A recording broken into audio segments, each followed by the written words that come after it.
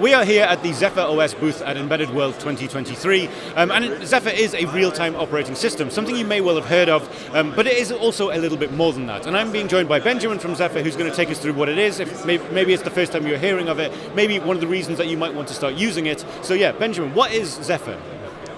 Zephyr is a real-time operating system, right? It's open source. Did you mention it's open source? Probably not. So what happens when you want to build your next connected device, IoT device or embedded device, generally speaking, then you want to write an application on top of it, right? And what Zephyr does is providing you with all the services that you might need to do just that. Like you want to usually pack a lot into your MCU, right? Into your microcontroller. You want to, you want to interact with sensors to acquire temperature, humidity. You may want to talk Bluetooth, talk Wi-Fi to connect to the cloud, to connect your smartphone. You may have some security concerns in mind. That's what Zephyr provides, essentially, like those APIs to allow you to be productive when it comes to writing an application. And no matter whether you're targeting ARM, Silicon, like Espressif, ESP32 sort of devices, Intel, it really doesn't matter. It provides you also with this kind of abstraction, right? You want to make sure, especially in those times of silicon shortage, you want to make sure that whatever hardware target you have at day one, if you want to move at some point, like you cannot source such or such sensor because silicon shortage, then you have that level of abstraction as well. And Zephyr, we actually see it used in many projects these days. Many projects you have no idea actually are using Zephyr. So we have a few here at Embedded World.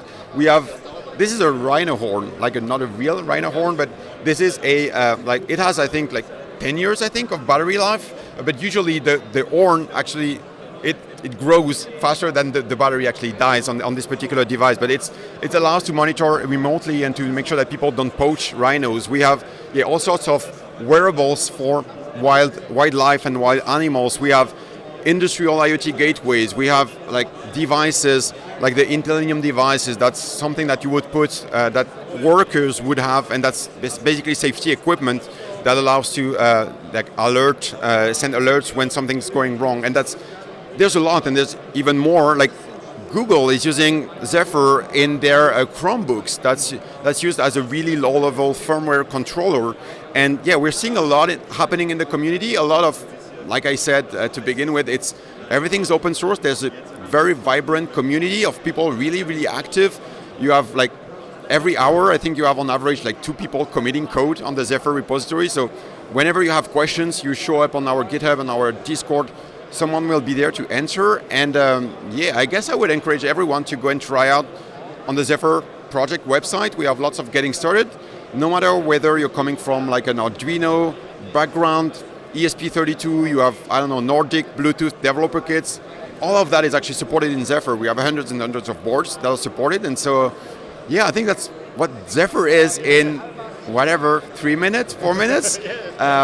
It's really cool. You should really check it out.